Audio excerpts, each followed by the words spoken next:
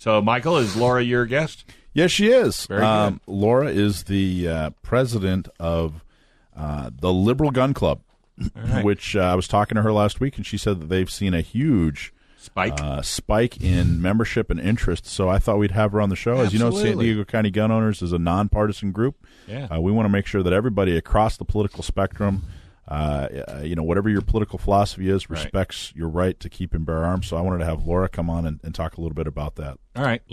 Hi, Laura. How are you today? I'm good. How are you? Thank you for having me. Hey, we're doing a gun show. How much more fun could you possibly be having unless we were at the range? Well, true. You know, I just bought a 1886 LC Smith shotgun this week. I haven't had a chance to take out, so I might have more fun with that, but this is second best. Wow. Yeah, there you go. So tell us a little bit about your organization, the Liberal Gun Club.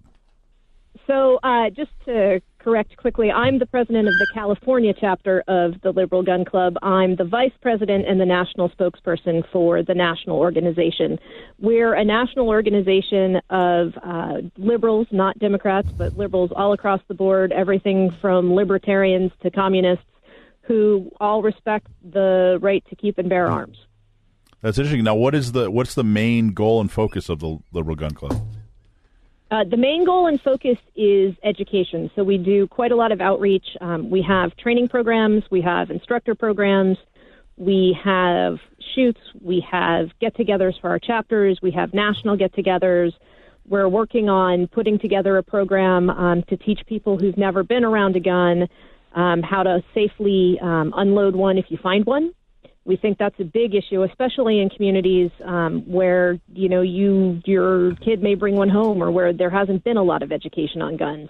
You know, that woman in Florida who fired the handgun to see if it was loaded when she found it in the fitting room with her kids. Incredibly lucky she didn't kill her child. Wow. So we want to keep stuff like that from happening. Sorry, I got to pick Dave up off the floor ever since he said the word communist. I got to help him back into his chair here. I'm thinking a communist with a gun. A communist with a gun. I don't know. Is that a good thing? I don't know. we are partisan in that we are really for the more liberal side of the spectrum. Right. But you know, we are pretty strong Second Amendment supporters. Our kind of tagline is every single civil right for every single person. Well, I'll tell you what, let's just get it out in the open. I mean, everybody, not everybody, but many people are thinking, well, gee, how can this be possible? Because, you know, many of the gun laws, just about all the gun laws you can think of that are passed in California are championed by typically Democrats that describe themselves as being politically liberal. It's turned into a, you know, liberal versus conservative, Republican versus Democrat. How do you, talk a little bit about that, and how do you address that, and what are your thoughts on that in general? Well, I think it's better addressed as that it's a Democrat versus Republican issue. I think that this is where the liberal politicians are wrong, but I actually think supporting the Second Amendment really is a liberal position, right? That liberals should be saying, hey, you know, we support the Constitution, we support sort of, right? So it seems, at least in the political divide as we see it in this country, that conservatives are kind of more the strict constructionists and the liberals are more, no, these things develop. And this is the one issue where that seems to get flipped on its head. But, you know, to be a true liberal, you ought to be saying, hey, look, I might not like this civil right, I might not agree that we need to have it, but I'm not going to stop somebody from doing this because I don't like it.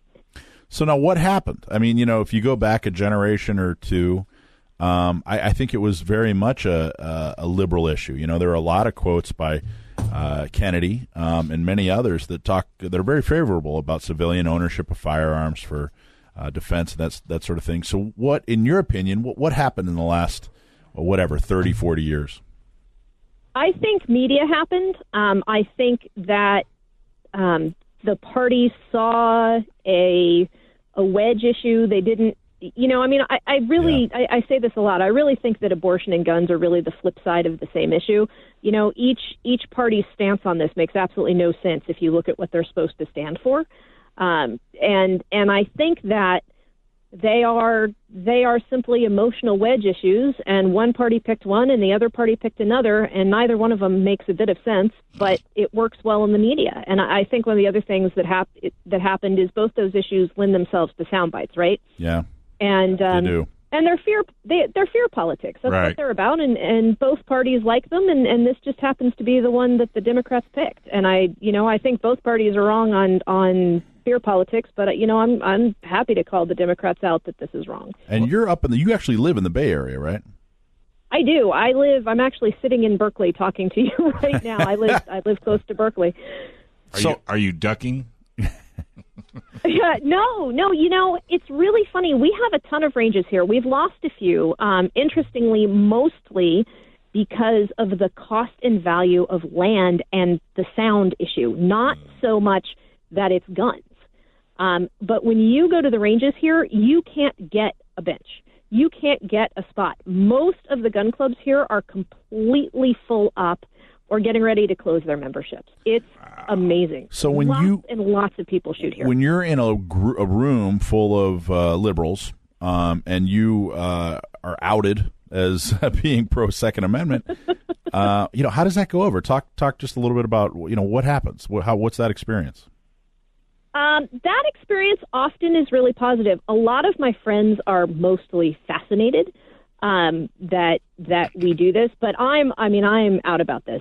It's all over my Facebook page. I've been on national and international news. It's not like I hide this.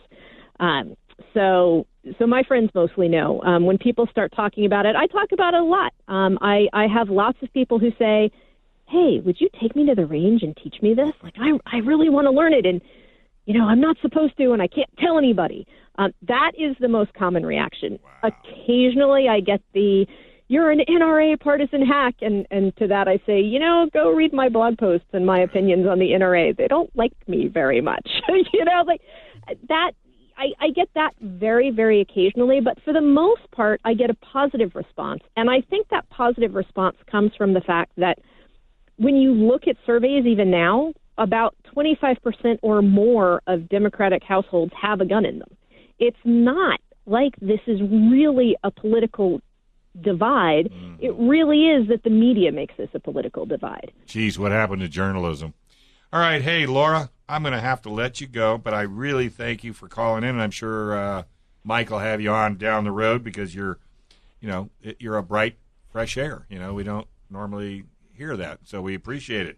So people can go to Laura Smith at the Liberal. What's the website for the Liberal Gun Club? So our website is www.theliberalgunclub.com. You can see our forums, our blog posts, and we also have a Facebook page. All right. Well, hey, keep up the good work. Stay in touch and be safe. Thank you all for having me on. Our pleasure. Without someone doing something about it, it's not going to get any better.